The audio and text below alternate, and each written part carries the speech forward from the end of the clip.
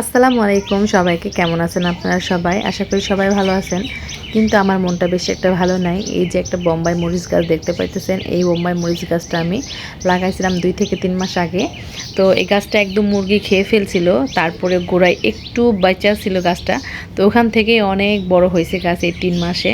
তো গাছটা ভর্তি বোম্বাই মরিচ ধরছে দেখে তো আমি খুবই খুশি হয়েছিলাম এতটা খুশি হয়েছি যে কি বলবো একটা গাছে এতটা মরিচ আসছে যে গুণে শেষ করা যায় না আরও ফুল আসতেছে তো হঠাৎ করেই আমি আজকে হচ্ছে মরিচ নিতে আসছি 2-1টা মরিচ নিব তো আসার পরে দেখলাম যে হচ্ছে মরিচ গুড়ায় গুড়ায় পড়ে আছে একা একাই নষ্ট হয়ে গেছে এগুলো কিন্তু এখনও বড় হয়নি একদম অতটা বাড়তি হয় নাই তো খাওয়ার উপযুক্ত 2-1টা হয়েছে সেই জন্য নিতে আসছে আসার পরে দেখলাম এই অবস্থা আমার মনটা খুবই খারাপ হয়ে গেল আমার ফুপুটাও কালকে গাছের গোড়ায় এসে দেখছে কয়েকটা মরিচ পড়েছিল তো ফেলে দিছে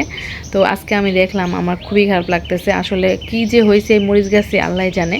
মরিচ দেখেন পড়ে পড়ে আছে এই যে বড় বড় হয়েছে কিন্তু পড়ে আছে এগুলো আরও বড় হবে একদম বিচি হয় না এখনও কুচি কুচি আর এগুলার ভিতরে করলার যে পোকা থাকে ঠিক ওই রকম পোকা আছে ভিতরে এগুলো আসলে কি ওষুধ দিলে যায় সেটা আমার জানা নাই অনেকগুলা মরিচ ধরছে অনেক আপনারা কেউ যদি জেনে থাকেন যে এই মরিচ গাছে কোন ওষুধটা দিলে এই রোগ ভালো হয়ে যাবে তাহলে অবশ্যই একটু কমেন্টে আমাকে জানাবেন তাহলে আমার অনেক বেশি উপকার হতো মরিচগুলো একদম গাছ থেকে নষ্ট নষ্ট হয়ে পড়ে যাচ্ছে আসলে মনটা খুবই খারাপ লাগতেছে আর বোম্বাই মরিচের ঘ্রাণ খুবই ভালো লাগে আর এতগুলো মরিচ হাতের কাছে পেয়েও